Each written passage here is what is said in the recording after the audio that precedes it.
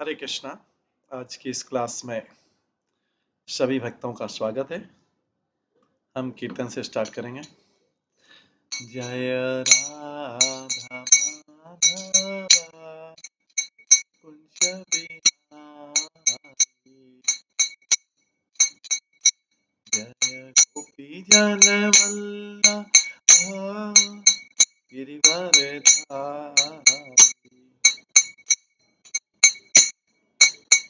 यशोदानंदन व्रज जनरंजन, यमुना तीरावनचारी,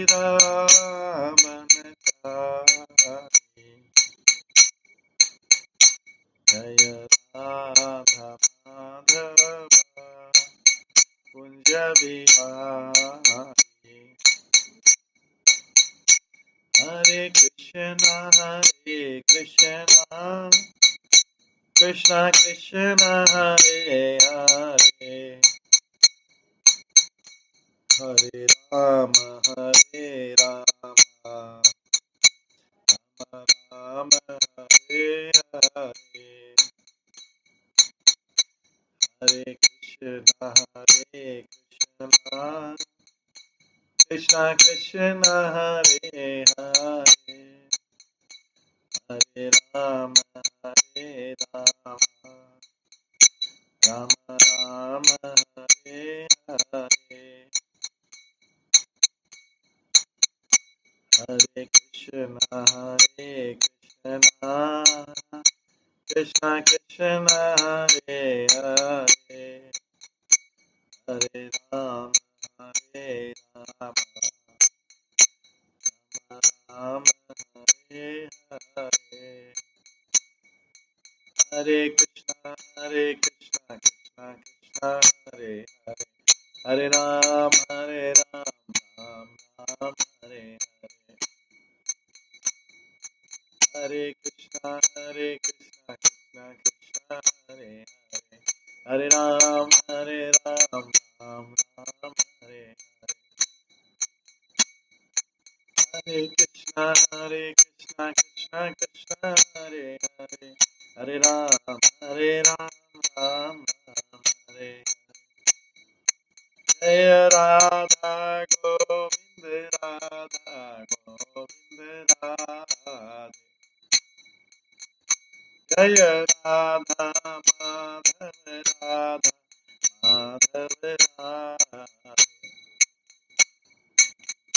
जय गौरनिताय जय गौरनिताय गौरनिताय जय गौरनिताय, जय जय प्रभुपाद प्रभुपाद प्रभुपाद, जय जय प्रभुपाद, निताय गौर हरि बोल हरि बोल हरि बोल, निताय गौर हरि। श्री श्री राधा गोविंद देव की जय। श्री जगन्नाथ बलदेव सुभद्रा महारानी की जय। श्री श्री गौर निताय की जय। श्री प्रभुपाद की जय।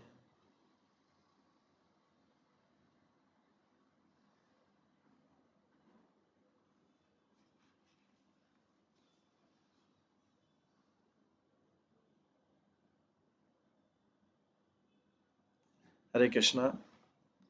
आज की इस भक्ति तत्व विवेक क्लास में सभी भक्तों का स्वागत है।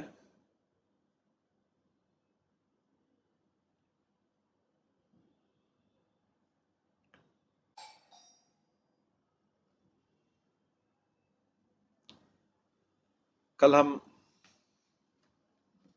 श्रवण कर रहे थे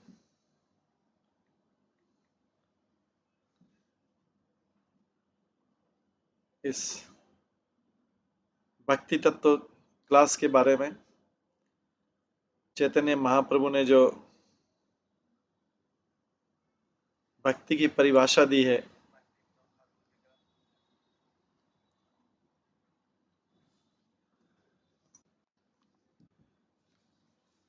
उसके पहले अध्याय से हमने भक्ति का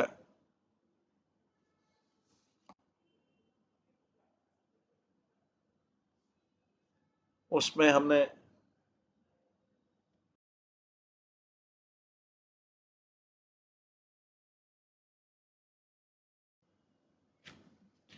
उसमें हमने भक्ति का जो विश्लेषण है उसके बारे में, उसका भाव, भक्ति के भाव के बारे में, उसके विश्लेषण के बारे में श्रवण किया। अब हम भक्ति का जो आभास भक्ति का विश्लेषण, उसके बारे में श्रवण करेंगे।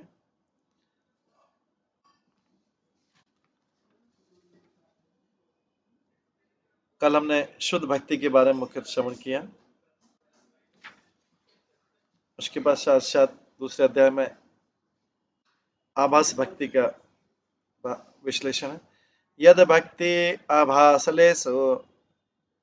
भक्ति आभासलेशो अपि ददाति फलम उत्तमम तमानंद निधिम कृष्ण चैतन्यम समुपासमय।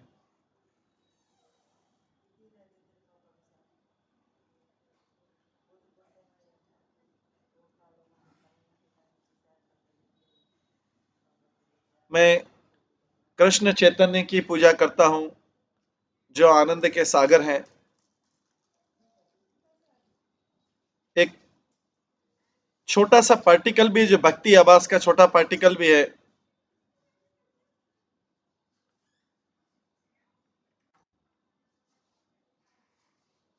वो भी हाईएस्ट रिजल्ट देता है।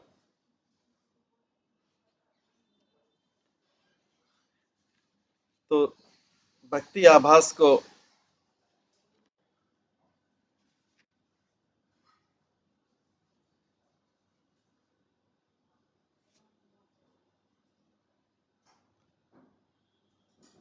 भक्ति आभास के ऊपर विचार करते हुए, जिसमें भक्ति जो है जीव की उपाधि से मिक्स होती है, और शुद्ध भक्ति का जो डिस्कशन है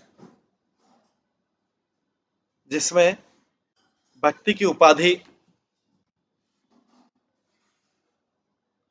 जिसमें जीव की उपाधि मतलब होता है जीव मालिक है, जीव नौकर है, जीव माता है, जीव पिता है, ये सब उपाधियां हैं।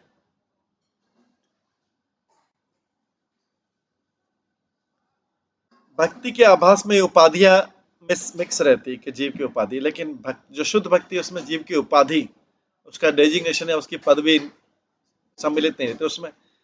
सर्वोपाधि विनिर्मुक्तम मुक्तम तत्परतम निर्मलम, जीव सारी उपाधियों से मुक्त रहता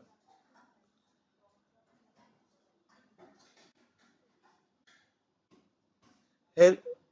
हे भक्त, पिछले अध्यायों में मैंने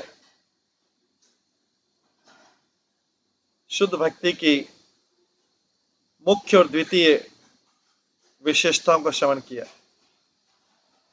इस चैप्टर में मैं भक्ति आभास के बारे में, या अपरेंट भक्ति मतलब जिसमें भक्ति नहीं, भक्ति का आभास होता है, उस चीज के बारे में डिस्कस करूंगा। भक्ति विनोद ठाकुर बोल रहे हैं।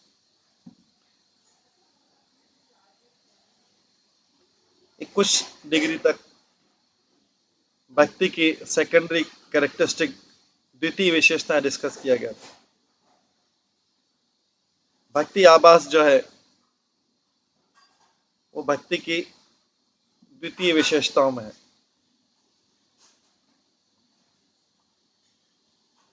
उसको अभी इस चैप्टर में विस्तृत में श्रवण करेंगे।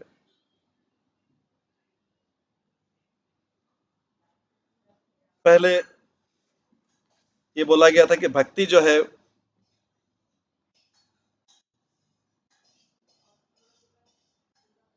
भक्ति स्वाभाविक क्रिया है, बिना उपाधि के। ये भगवान के लिए की जाती है।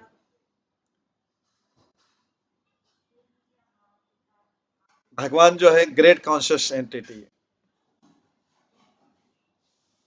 भगवान उच्च उच्च चेतना वाली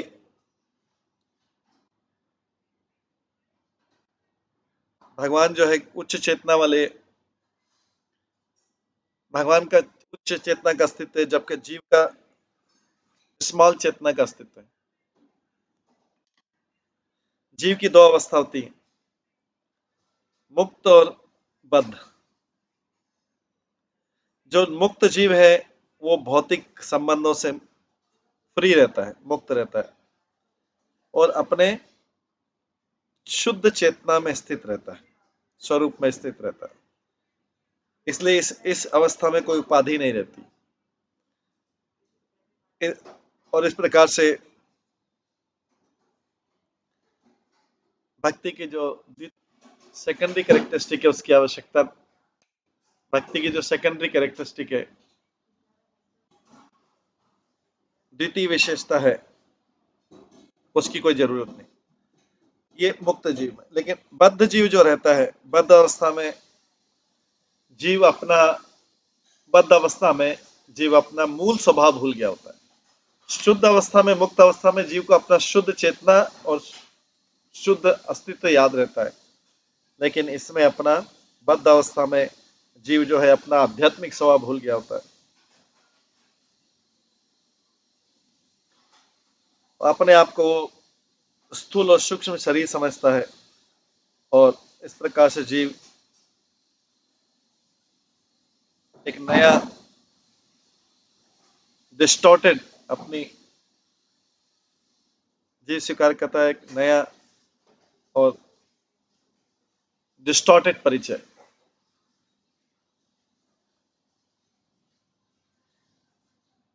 या विकृत जीव जब अपना अपना सारा ध्यान उसका स्थूल शरीर और सूक्ष्म शरीर पर रहता है तो जीव अभी अपने विकृत परिचय ले लेता है, उसका सही परिचय नहीं होता है। इस शरीर जीव का सही परिचय नहीं, आत्मा सही परिचय। और इस कंडीशन में जीव को उपाधि रहती है क्योंकि उस शरीर के आधार पर अपने को परिचय दे रहा है। जब एक ग्लास का पीस जो है क्लीन रहता है, साफ रहता है, तो उसके थ्रू व्यक्ति सब कुछ देख सकता है। लेकिन जब वो गंदा हो जाता है, ग्लास नहीं तो उसका नेचुरल क्वालिटी कवर हो जाता है डस्ट, उसका जो स्वाभाविक गुण है वो धूल से कवर हो जाता है। तो इस प्रकार से बोल सकते हैं कि ग्लास की उपाधि हो गई। जब एक कोई विषय है,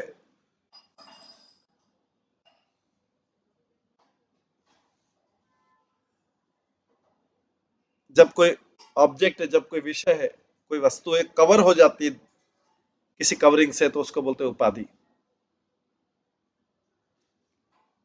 तो क्या करते हैं, मैटर जो है, पदार्थ जो है, वो व्यक्ति का आध्यात्मिक परिचय को कवर कर लेता है, ढक लेता है। ये ढकना जो है जीव की उपाधि कहलाता है। जैसे किसी जीव को बोला जाता है माता, किसी जीव को बोला जाता है पिता, कोई किसी को बोला जाता है पुत्र, किसी जीव को, किसी मनुष्य को बोला जाता है पुत्री, किसी को बोला जाता है पढ़ा लिखा, किसी को बोला जाता है अनपढ़, किसी को बोला जाता है गोरा, किसी को बोला जाता है काला, किसी को बोला जाता है छोटा, किसी को बोला जाता है बड़ा। ये सारी चीजें उपाधि है। ये जीव को शुद्ध परिचय उसका कवर कर देती।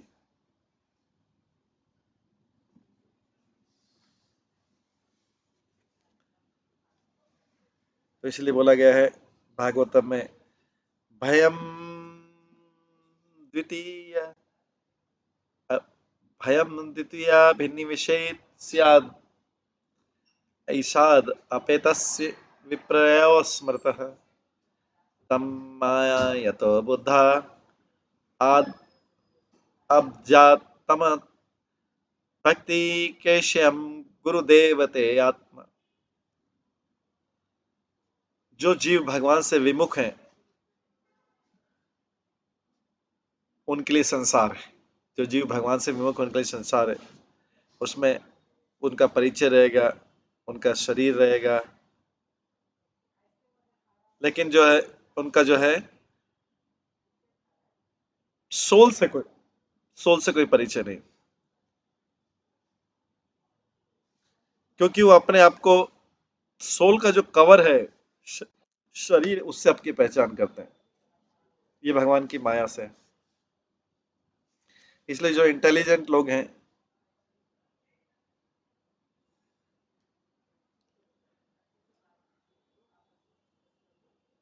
इंटेलिजेंट पर्सन है जो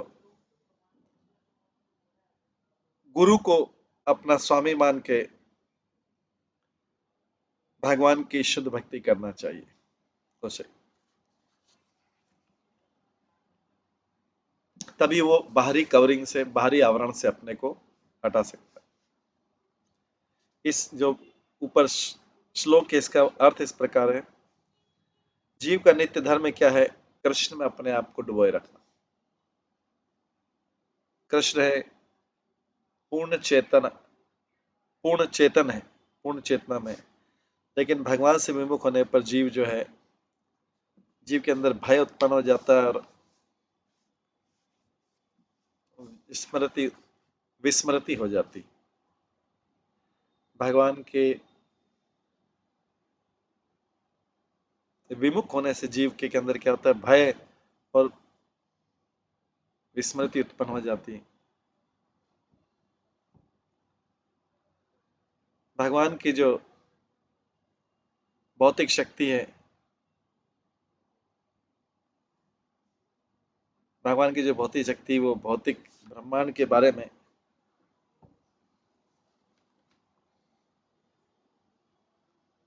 बताती है। जो शक्ति से उत्पन्न हुआ है, ये जो ज्ञान है, भगवान से जो स्वतंत्र ज्ञान है, इसके कारण ऐसा ज्ञान जो भगवान से संबंधित नहीं लेकिन भगवान से स्वतंत्र है, ये ज्ञान के कारण जीव संसार में आ जाता है। लेकिन जो बुद्धिमान लोग रहते हैं, वो गुरु की शरण लेके भगवान की शुद्ध भक्ति करते हैं। इस प्रकार से इस उपयुक्त वर्ष से समझा जा सकता है कि माया, पदार्थ से आसक्ति या माया में डूब जाना, ये इसके कारण जीव की उपाधि आ जाती है। पदार्थ से आसक्ति और माया में डूबने का जो है, इसके कारण जीव उपाधि में आ जाता है।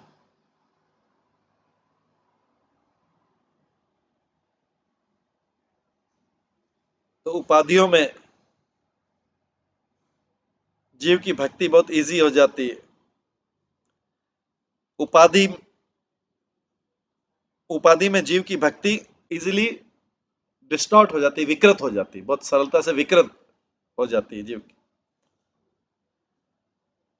और भक्ति आभास होने लगता है। भक्ति में नहीं है, भक्ति कर रहे लेकिन उपाधि के साथ भक्ति कर रहे हैं। जीव अपने आप को सर्वोपाधि विनिर्मुक्तम नहीं कर पाया है, इसलिए उसकी भक्ति जो है वो विकृत हो जाती, और भक्ति, इसको बोलते हैं भक्ति आभास। जो लोग शुद्ध भक्ति के उत्साहित हैं, वो भक्ति आभास से ऊपर उठेंगे और शुद्ध भक्ति की शरण लेंगे। इसलिए भक्ति विनोद ठाकुर कहते हैं, मैंने ये विषय बताया है। भक्ति आभास के जो भक्ति आभास का जो वर्णन है, वो गोपनीय है और केवल भगवान के अंतरंग भक्ति जान सकते हैं, इसके बारे में सुन सकते हैं। जो लोग सोचते हैं कि भक्ति आभास ही वास्तविक भक्ति है, इस चैप्टर को पढ़ने के बाद भी जो लोग सोचते हैं भक्ति आभास ही वास्तविक भक्ति है, और, और अगर वे अच्छा सौभाग्य, वो सौभाग्य नहीं उत्पन्न करते हैं, वो कभी भी हैप्पी, कभी भी प्रसन्न नहीं रहेंगे। तो भक्ति विनोद ठाकुर कहते हैं, मैंने ये अध्याय जो है अपने भगवान के अंतरंग भक्तों के लिए अध्याय बनाया है। भक्ति आभास के बारे में रूप गोस्वामी क्या कहते हैं? भक्ति आभास किसको बोलते हैं? रूप गोस्वामी भक्ति रसामृत सिंधु में बताते हैं। रूप गोस्वामी बताते हैं कि अन्याभिलाषिता शून्यम ज्ञान कर्मादि अनावृतम अनुकूलेन कृष्णानुशीलनम भक्तिरुत्तमम्। उस टॉपिक में भी कवर हुआ भक्ति के आभास का। रूप गोस्वामी रति आभास बताते हैं, तो उसमें रति और भक्ति आभास क्लियरली मेंशन है। तो आचार्य का सपोर्ट लेके मैं भक्ति आभास के इस अध्याय को लिख रहा हूं। ऊपर उच्च अवस्था में जब भक्ति है, वो रति हो जाती है। और भक्ति आभास है वो भक्ति पाने से पहले आभास होता है। रूप गोस्वामी बोलते हैं प्रतिबिंबस तथा छाया रति आभास सुविधा मत। रति रति आभास दो प्रकार की होती है, पहले तो प्रतिबिंब और दूसरा होता है छाया। ये रति के दो प्रकार हैं, प्रतिबिंब और छाया। प्रतिबिंब मतलब होता है ओरिजिनल स्टेट से दूसरी स्टेट, ओरिजिनल दशा से दूसरी दशा होना। तो इसका मतलब है कि नया चीज हो गया प्रतिबिंब, पहली दशा से दूसरी दशा में चेंज। छाया होता है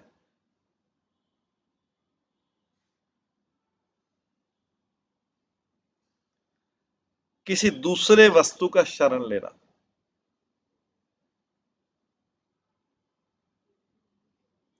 और उस पदार्थ का कुछ हिस्सा ही दिखाना। जैसे ट्री है, जब ट्री वाटर में दिखता है उसको बोलते हैं प्रतिबिंब, उसकी इमेज वाटर में दिखता है उसको बोलते हैं प्रतिबिंब। हालांकि रियल ऑब्जेक्ट जो है उससे दूर है, लेकिन जो इमेज होती है वो ओरिजिनल ऑब्जेक्ट के कारण होती, तो जो उसकी उसका जो जल में प्रतिबिंब है वो दूसरा विषय हो जाता है। जबकि छाया जो है वो ट्री के एक हिस्से के संपर्क में आती है और ट्री का शरण लेती। अपनी कमेंट्री में जीव गोस्वामी कहते हैं तस्मिन् निरुपाधिवित्तम में वरतेर मुख्य स्वरूपवतम सोपाधितम दिवि आभासतम तच्च गुण्य वृत्त्या परवर्तमानत्वम। रति जो होता है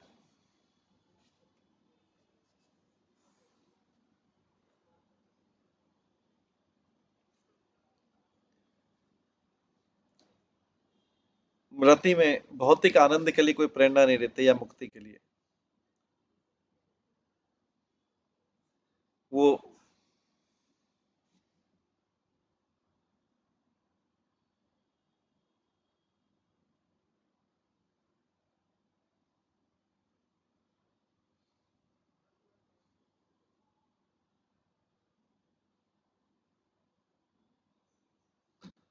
रति जो तो बिना मोटिवेशन के बिना प्रेरणा के,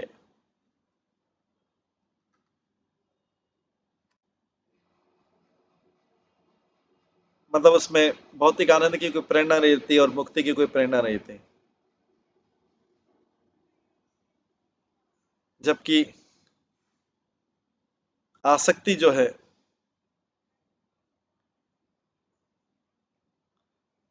आसक्ति जो है वो रति का प्रतिबिंब है।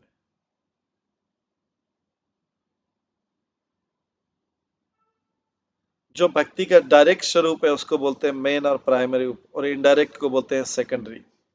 और प्रतिबिंब और छाया जो है सेकेंडरी, द्वितीय। प्रतिबिंब और छाया द्वितीय भक्ति की। जब भक्ति प्राथमिक रूप में उदय होती है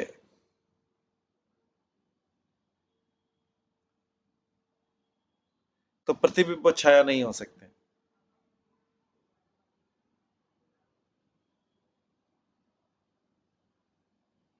भक्ति अपने आप स्वतः उत्पन्न होती है। अब प्रतिबिंब भक्ति आभास,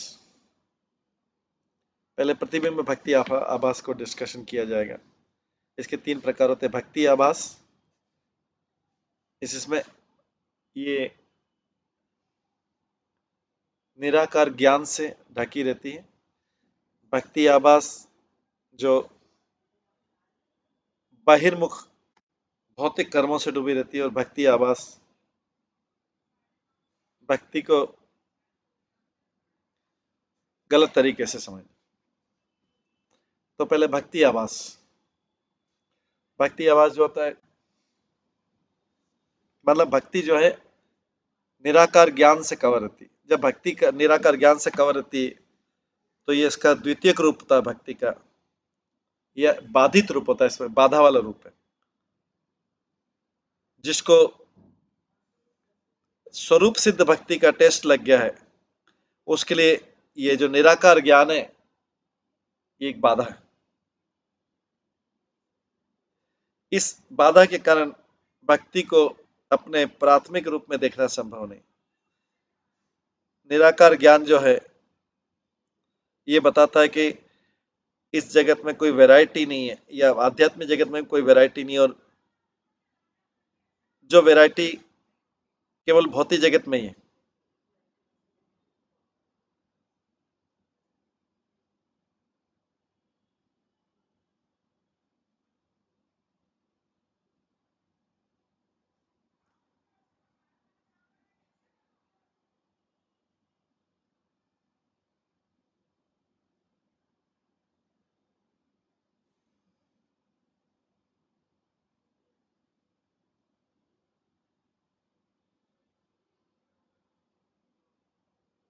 जब जीव पदार्थ से मुक्त हो जाता है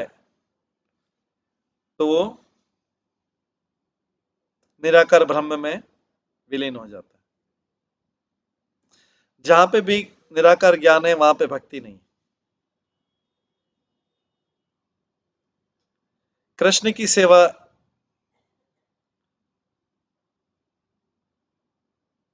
की शुद्ध भक्ति मानी जाती है,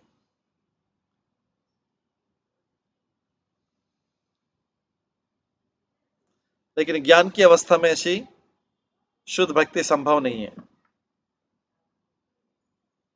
निराकार ज्ञान की अवस्था में ऐसी शुद्ध भक्ति संभव नहीं है।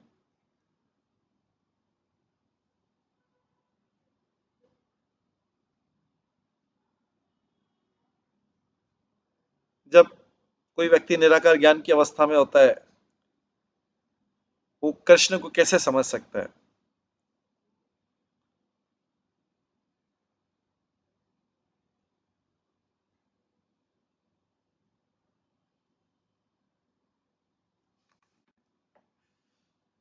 तो जो इस प्रकार की भक्ति है तो चीटिंग है।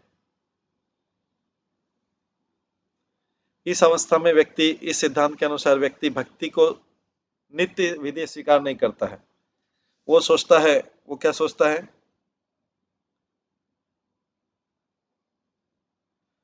वो सोचता है कि मैं भी कृष्ण की सेवा कर लूंगा, पर मेरा जीवन का लक्ष्य नहीं है। मैं भी कृष्ण को संतुष्ट कर लूंगा और बाद में उनका अस्तित्व ही हटा दूंगा, मैं खुद ही ब्रह्म बन जाऊंगा।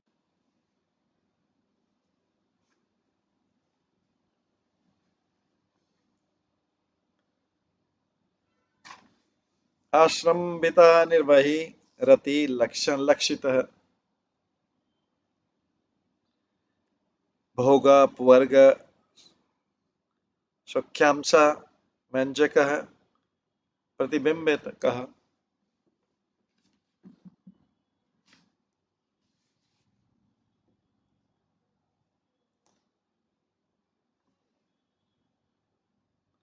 जब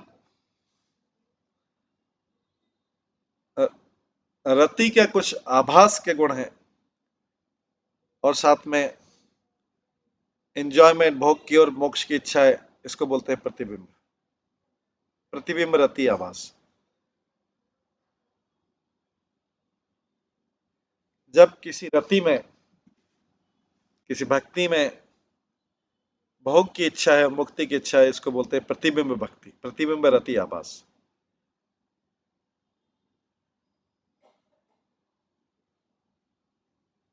ये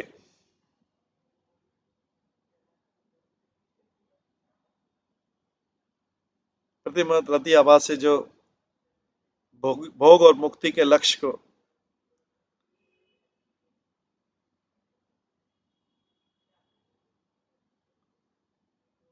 उन व्यक्ति को प्रदान करते हैं जो इसमें, इस दिशा में प्रयास करते हैं।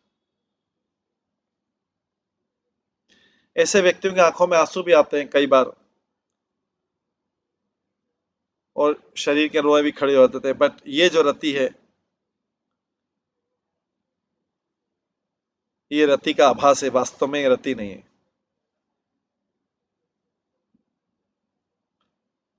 लोग इन लक्षणों को प्रशंसा कर सकते हैं, पर बुद्धिमान समझते हैं कि रति आभास है।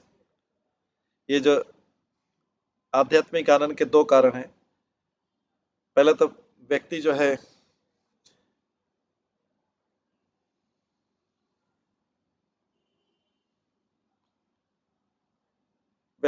इम्पर्सनल, निराकार भगवान, तो भगवान के लिए भगवान को निराकार मानता है और उसकी मोक्ष की इच्छा है। लेकिन कृष्ण को याद करके, जो कि मुक्ति देने वाला है, व्यक्ति प्रसन्न हो जाता है। तो ये जो उसके आंखों में आंसू और जो आते हैं, रोए खड़े हो जाते हैं, ये नेचुरल कृष्ण के प्रति प्रेम नहीं है। ये जो है मुक्ति मिलने की इच्छा से ये चिन्ह है। किसी भी अवस्था में भक्ति आभास के द्वारा व्यक्ति अपना गोल प्राप्त कर सकता है।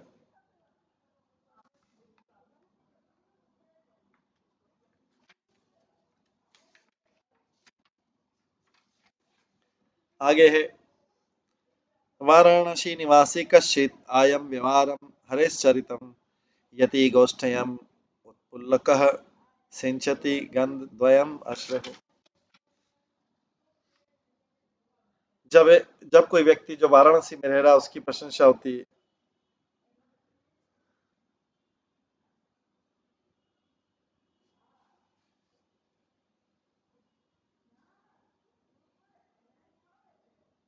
जब वाराणसी में रहते हुए कोई व्यक्ति हरि की प्रशंसा करता है, हरि के गुणों की प्रशंसा करता है बार बार सन्यासी के सभा में, उसके जो बाल है वो आनंद के कारण खड़े हो जाते हैं और आंखों से उसके आंसू निकलते हैं। भगवान के टॉपिक के इस प्रकार भगवान के विषयों को सुनने के पश्चात व्यक्ति सोचता, ओ इस सरल साधन के द्वारा मैं निराकार मुक्ति पा सकता हूँ। रूप गोस्वामी भक्ति आभास का तीसरा कारण बताते हैं, द्वैत सद्भक्त संगेन कीर्तनादि अनुशरीनम प्राय प्रसन्न मनसां भोग मोक्षादि रागिनाम केशामचित् हृदि भवेन्दो प्रतिबिंब उदानचति तद्भक्तर्नभ हास्य तत्संसर्ग स्वभावतः।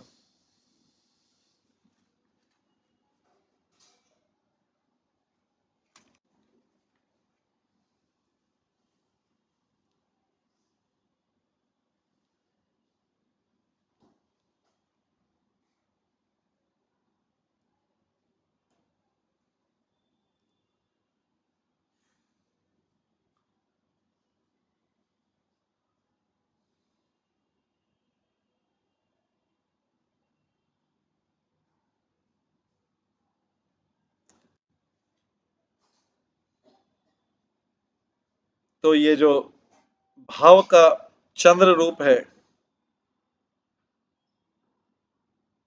ये उनके हृदय में होता है जो भौतिक एंजॉयमेंट, भौतिक आनंद या मुक्ति, भुक्ति या मुक्ति जिनके हृदय में अपील होता है।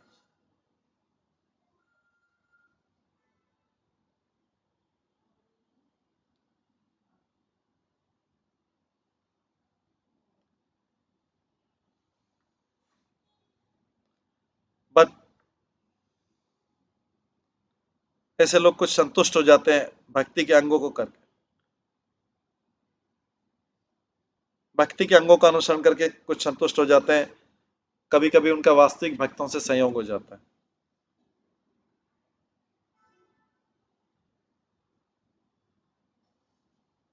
जो भाव का चंद्र है, ये जो है रियल डिवोटी के हार्ट में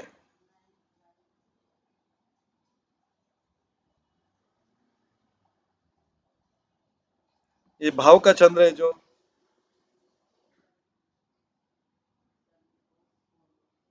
रियल डिवोटी के हार्ट में के उदित होता है।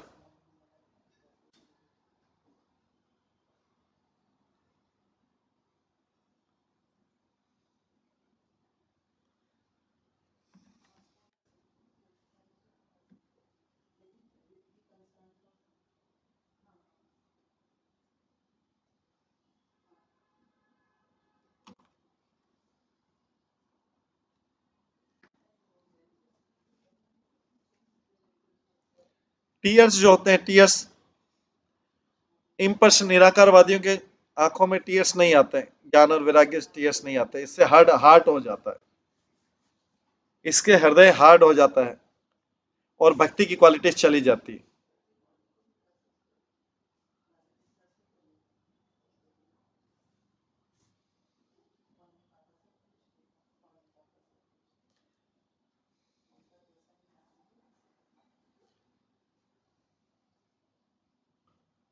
तो जो इम्पर्सनलिस्ट होते हैं, निराकारवादी होते हैं,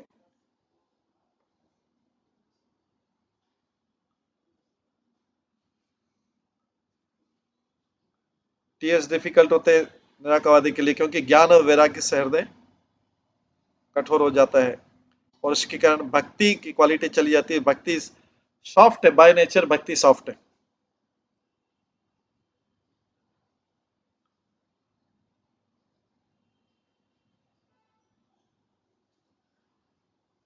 तो जो मुक्ति और भुक्ति की इच्छा, ये सिकनेस है, भोग की इच्छा और इस संसार के सारा एंजॉयमेंट की इच्छा, और ये सिकनेस है, मेंटल सिकनेस है। और मुक्ति की इच्छा ये मेंटल सिकनेस है। इसमें व्यक्ति को पता नहीं कि वो सिक है, बीमार है,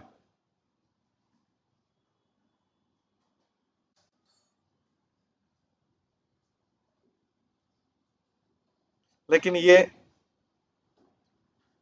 जब व्यक्ति ऐसे व्यक्ति चैंट करते हैं और या श्रवण करते हैं भगवान के बारे में,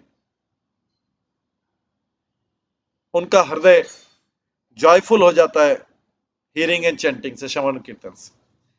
अदरवाइज ये लोग जिनका हमेशा भौतिक एंजॉयमेंट की इच्छा है और हमेशा मुक्ति की इच्छा है, कष्टों से मुक्ति की इच्छा है और भौतिक एंजॉयमेंट की इच्छा है, ये मेंटल सिकनेस स्टेटस।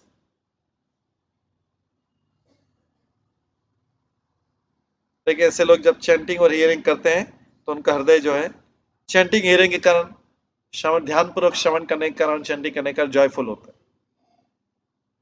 और by the chance association of due, by chance किसी कारणवश अगर इनका डिवोटी से संग हो जाता है, भक्तों से संग हो जाते हैं, उस समय इनके हृदय में जो भाव उत्पन्न होता है, हालांकि भाव भी दूषित भाव है, शुद्ध भाव नहीं है, ये ज्ञान के कारण प्रतिबिंब है, वास्तव में भाव का प्रतिबिंब है, वास्तव में भाव नहीं। तो कई बार इनके कुछ भाव के कारण कुछ आंसू टपकने लगते हैं, भाव के कारण, वो भाव का प्रतिबिंब है, वास्तविक भाव नहीं, कुछ आंसू टपकने लगते हैं कई बार।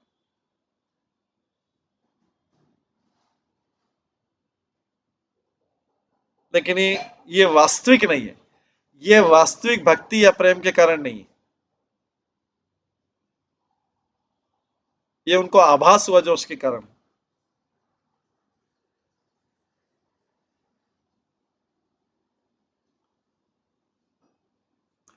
तो कई बार व्यक्ति को भक्ति उत्पन्न होती है हृदय में,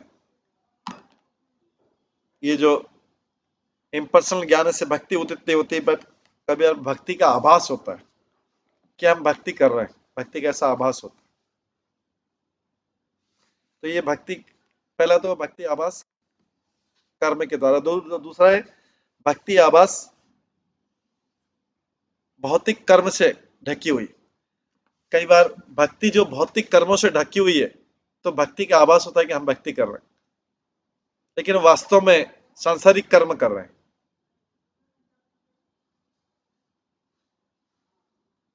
तो ये होता है कि जो भक्ति भौतिक कर्मों से भरी हुई है, उनके अंदर भक्ति का एक आभास उत्पन्न होता है। ऐसा लगता है कि वो ये कार्य करके भक्ति कर रहे हैं, जबकि वो मटेरियल कर्म है। तो वास्तव में भक्ति नहीं, भक्ति का आभास हो रहा है।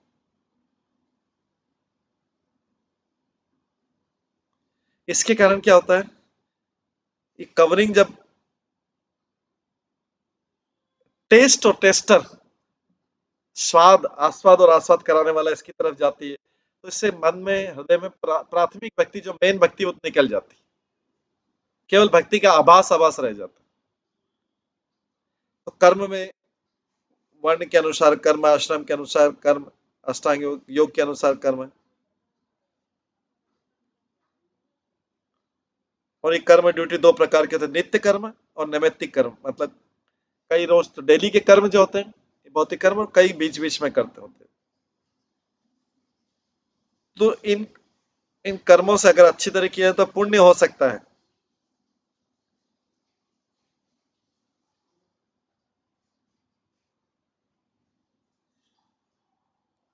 लेकिन ये सारे कर्म जो है मटेरियलिस्टिक कर्म है।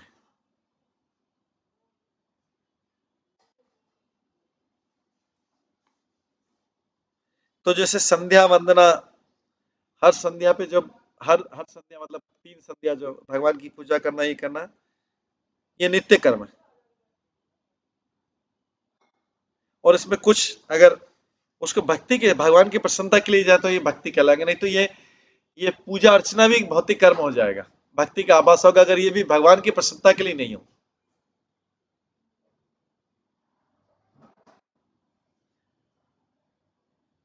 इस सिद्धांत को गहराई से सोचने के बाद ये कंक्लूड होता है, ये ऐसी ड्यूटी जो है मटेरियल ड्यूटी हो जाएगी।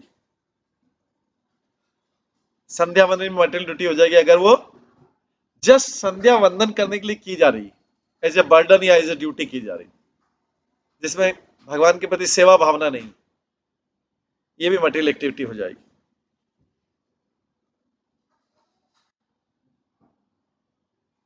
तो यहाँ पे जो भक्ति की क्वालिटी दिखती, वास्तव में भक्ति का प्रतिबिंब है, भक्ति आवास का प्रतिबिंब है। क्योंकि इससे इससे क्या व्यक्ति प्रार्थना कर रहा है, मोक्ष या फिर मटेरियल एंजॉयमेंट, इस लाइफ में और अगली लाइफ में मटेरियल एंजॉयमेंट मिलता रहेगा।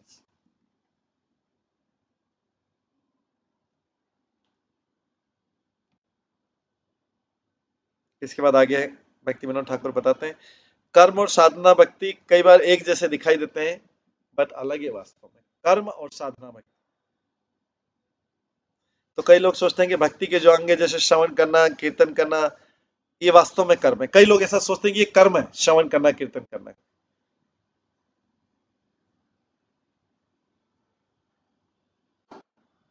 और कई लोग सोचते हैं कि ये भक्ति।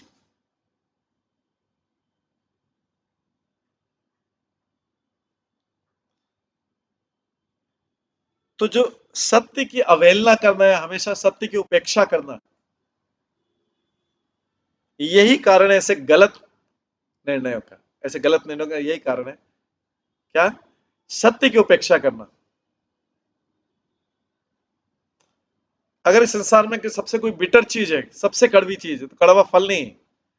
इवन जहर भी उतना कड़वा नहीं है जितना होता है सत्य। मोस्ट बिटर होता है। कड़वा फल, नीम भी उतनी कड़वी नहीं होगी।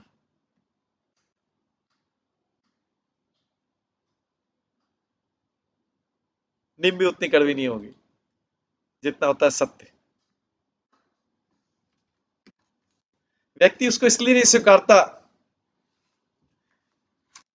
कि इससे उसका इंद्रिय तृप्ति बंद हो जाएगा, तो तुरंत इंद्रिय सुख बंद हो जाएगा अगर स्वीकारने लग जाएगा।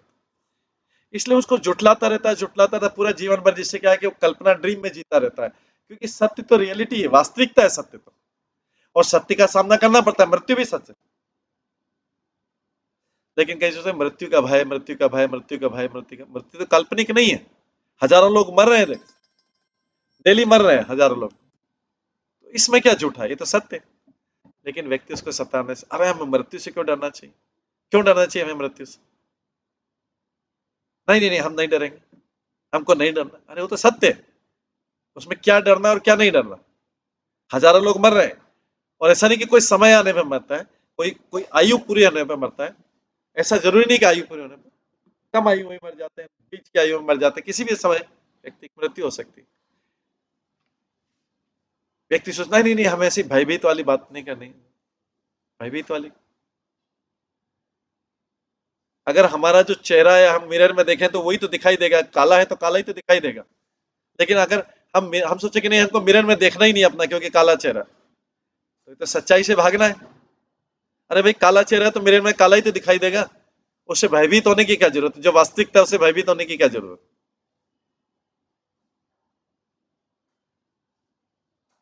इसलिए बोला गया यहाँ पे,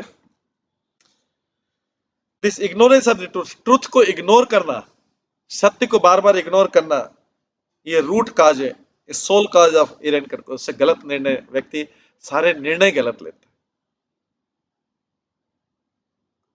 अगर किसी व्यक्ति का चेहरा बहुत भयानक है, बहुत भयानक है, तो मिरर में भयानक चीज दिखेगा तो वो सोचेगा कि नहीं नहीं, मिरर में देखता ही नहीं हूँ, कल से मैं मिरर ही नहीं देखूंगा, क्योंकि मिरर मेरे चेहरे को गलत बता रहा है, मैं इतना भयानक नहीं हूँ।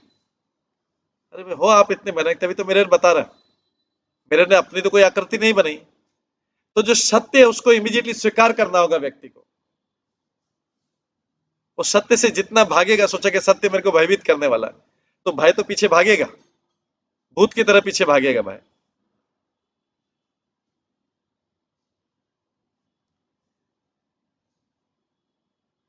तो लोग इसलिए सत्य से भागते हैं क्योंकि वो कल्पना में, झूठ में, क्योंकि झूठ एक कल्पना है जिसमें व्यक्ति को कोजी कोजी लगता है, और सत्य उसको एकदम डरावना लगता है। लेकिन वो कोजी कोजी तो हमेशा कोजी कोजी नहीं रहता, व्यक्ति को किसी न किसी टाइम तो रियलिटी को सामना करना पड़ता है, वो बच नहीं सकता, फिर उसमें रोता गाता है, सब कुछ करता है, सारे प्रकार के दुख प्रकट, मैंने तो कभी पाप नहीं किया, मैंने कभी कुछ नहीं किया, मैंने कुछ नहीं किया, मैंने ये नहीं किया, मैंने वो नहीं किया। अरे भाई, सत्य को स्वीकारा नहीं, यही तो सबसे बड़ा पाप किया, उससे दूर भागते रहे, रियलिटी से दूर भागते रहे, इमेजिनेशन या ड्रीम वर्ल्ड में रहे। तो इसलिए लिखा है, ignorance of the truth, truth की, सत्य की उपेक्षा, ये गलतियों का, व्यक्ति और गलती करेगा जब उसको पता नहीं लगेगा अपने बारे में सत्य। जैसे कोई बहुत, किसी का मुखमंडल, किसी का मुख बहुत घृणित है, किसी का मुखमंडल बहुत घृणित है, तो घृणित ही दिखेगा उसमें मिरर में, उस पे चाहे कितनी भी पॉलिश कर ली जाए। तो मिरर जो है, मिरर है, मिरर सही बताएगा, मिरर कभी गलत नहीं बता सकता। तो इसमें आगे आता है, कर्म और साधना भक्ति में हालांकि काफी सिमिलरिटी है, बट दोनों में बहुत बहुत ज्यादा डिफरेंस है। कर्म में व्यक्ति को अपना फल दिखता है सामने, सुख या दुख के रूप में अपने सामने दिखता है, और इससे व्यक्ति को भौतिक मुक्ति या मुक्ति मिल सकती है। लेकिन भक्ति में कोई चीज सामने फल दिखता नहीं है, तो लोग भौतिक एंजॉयमेंट और मुक्ति की तरफ क्यों जाते हैं कि उसमें सामने फल दिख रहा है, ऐसे कार्य करने में सामने फल दिख रहा है उसको, कुछ सुख या दुख का, चाहे झूठा फल हो, लेकिन फल दिख रहा है। तो लोगों को फल दिखना चाहिए सर, मुक्ति या मुक्ति के कुछ रिजल्ट दिखना चाहिए। लेकिन भक्ति में कुछ सामने दिखता नहीं रिजल्ट, इसलिए लोग भक्ति की तरफ से भाग जाते हैं, भक्ति में सामने रिजल्ट नहीं दिखता है। लेकिन भक्ति का एक एक लक्षण है कि कृष्ण के प्रति स्वाभाविक आकर्षण बढ़ता जाएगा, फल नहीं दिखेगा कोई सामने, लेकिन भक्ति के कारण कृष्ण में स्वाभाविक आकर्षण बढ़ता जाएगा।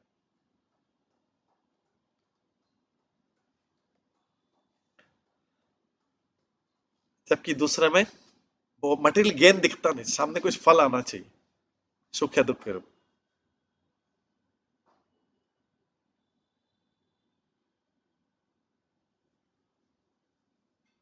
लेकिन भक्ति करने वाले के लिए जो मुक्ति है, मटेरियल गेन है, और जो मुक्ति है, लिबरेशन है, ये एकदम तुच्छ है। एकदम इनसिग्निफिकेंट।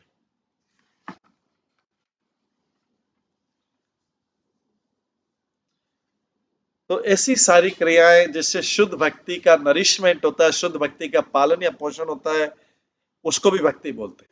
ऐसी एक्शन, ऐसी सारी एक्शन जिससे शुद्ध भक्ति का पालन पोषण होता है, उसको भी भक्ति बोलते हैं। तो भक्ति ही भक्ति बढ़ाने का कारण है। भक्ति बढ़ाना तो उसका कारण भक्ति, ज्ञान और कर्म से कभी भक्ति नहीं बढ़ सकती है। इस प्रकार से भक्ति विनोद ठाकुर ये कंक्लूड करते हैं यहाँ पे। तो फिर ये कैसे पता लगे कौन सी कर्म है कौन सी भक्ति है? तो सारा समझाया, बता भी दिया कि कर्म का फल तुरंत इंस्टेंट मिलता है, लेकिन भक्ति का फल फल नहीं होता। भक्ति का कोई प्रभाव बहुत देर से पता लगता है, इसलिए व्यक्ति भूल जाता है। व्यक्ति भूल जाता है कि मैंने क्या किया था क्या नहीं किया था। आगे आता है भक्ति बाय डिवोशनल रिएक्शन एसोसिएशन।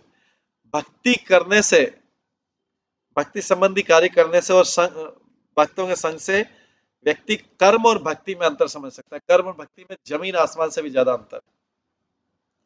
इसलिए भक्ति विनोद ठाकुर समझा रहे हैं, और मेरे संगी भक्त, आप कभी भी उन लोगों को संतुष्ट नहीं कर सकते हैं जो भौतिक कर्म में बुरी तरह डूबे हुए हैं। उनको कभी संतुष्ट नहीं कर सकते। You can never satisfy persons involved in material karma by showing the subtle difference. आप भौतिक कर्मों में लिप्त लोगों को कभी भी संतुष्ट नहीं कर सकते। उनको संतुष्ट करने के प्रयास ही व्यर्थ है।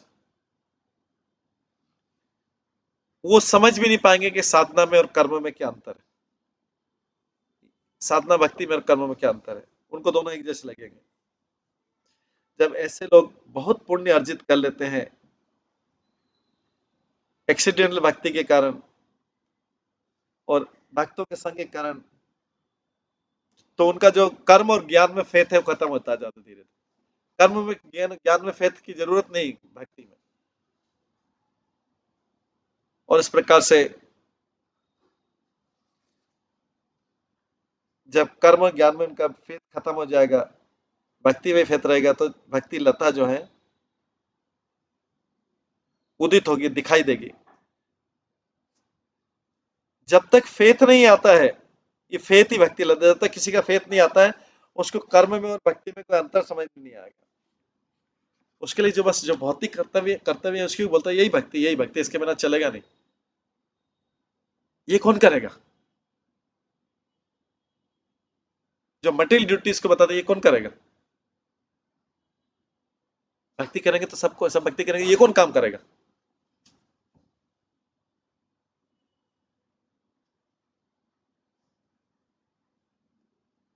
तो जो लोग सोचते हैं कि भक्ति एक प्रकार का कर्म है, कभी भी शुद्ध भक्ति का भाव अपने हृदय में टेस्ट नहीं कर सकते। तो वो कोई व्यक्ति कोई कड़वा है मीठा है उसको कैसे समझ सकते हैं? स्वाद के द्वारा, केवल अपने विचारों से नहीं। कि मैं सोचता हूँ दूर खड़े खड़े कि मैं सोचता हूँ कि ये चीज कड़वी, और मैं सोचता हूँ कि ये चीज फीकी है, मैं सोचता हूँ कि ये चीज मीठी। तो तुम कहां से सोचते हो? कहां से पावर है ये? तो व्यक्ति जीवन में 90% टाइम तो अंदाज लगाता रहता है। इनकम्प्लीट, अधूरी अधूरी चीज जान के, अधूरी शिक्षा से, अधूरी सब कुछ अधूरी करके वो पहले अपने को आपको रिएक्ट कर देता है, अधूरी चीज करके।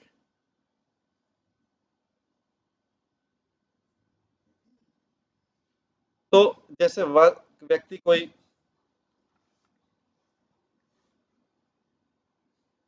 बिटरनेस, कड़वापन और मीठापन को स्वाद के द्वारा समझ सकता है, केवल अपने विचारों से, नॉट बाय इंटेलेक्चुअल। तो आफ्टर टेस्टिंग, स्वाद लेने के बाद में व्यक्ति समझ सकता है कि क्या चीज बिटर है और क्या चीज स्वीट है। तो जो लोग कर्मों में बुरी तरह बिजी है, चाहे वो भगवान का नाम भी ले रहे हैं और डांस भी कर रहे हैं, लेकिन उनकी भक्ति प्रतिबिंब भक्ति मानी जाएगी, क्योंकि इसमें कर्म की इच्छा है।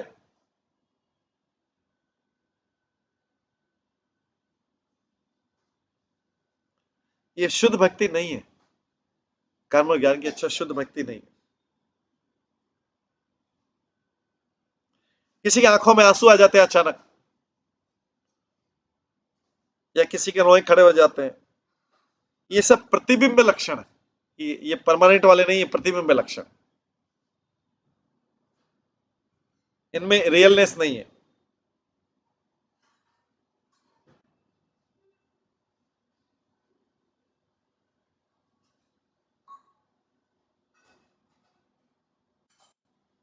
तो प्रतिबिंब भक्ति आभास में, जिसमें दूसरी इच्छा रहती है, वो प्रतिबिंब भक्ति। तीसरा है भक्ति आभास। जो भक्ति आभास, ऐसा भक्ति आभास जो भक्ति को गलत तरीके से समझ लेते हैं।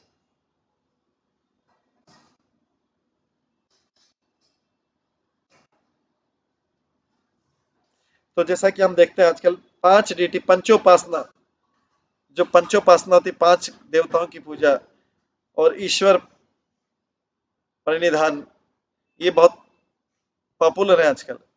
पंचोपासना मतलब होता है 5 ट्रेडिशन, 5 भक्ति के 5, ये 5 में है शिव जी की वर्शिप, दुर्गा की वर्शिप, गणेश की, सूर्य की और विष्णु की। विष्णु को देवता मान के पंचोपासना बोलते हैं।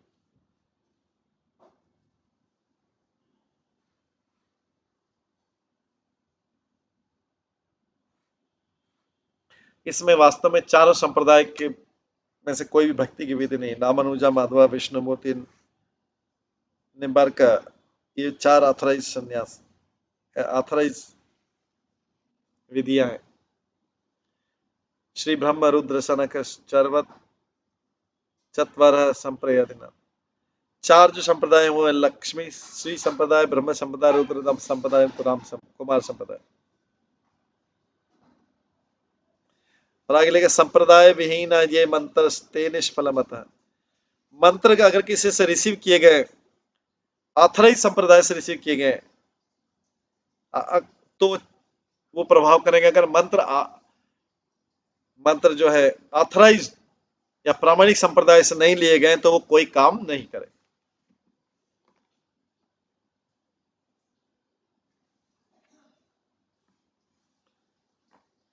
मंत्र अगर अनऑथराइज पर्सन से लिया है, वो प्रभाव नहीं करेगा।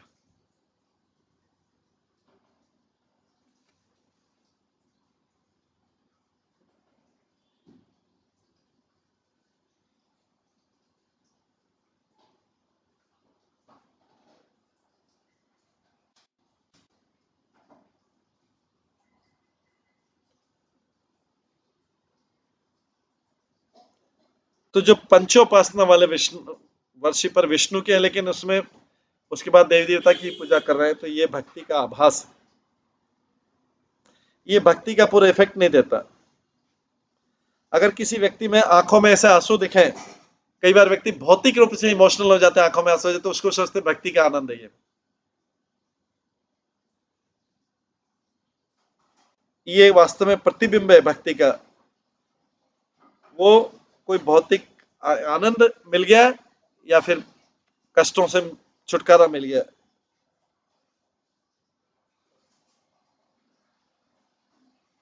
जैसे इन लोगों के पास जो इन पुजारियों, इन पंचोपासक जो 5 की पूजा करते हैं,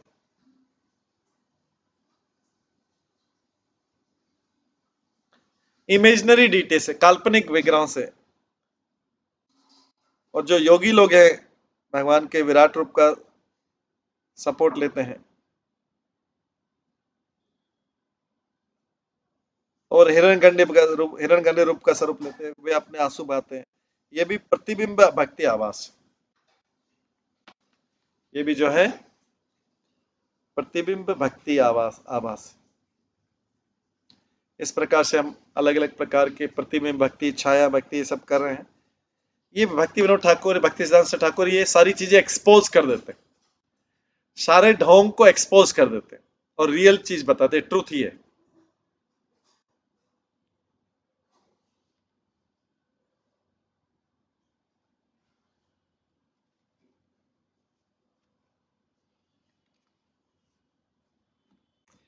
इस तरह से भक्ति के बारे में डिटेल विस्तृत वर्णन कर रहे हैं भक्ति विनोद ठाकुर।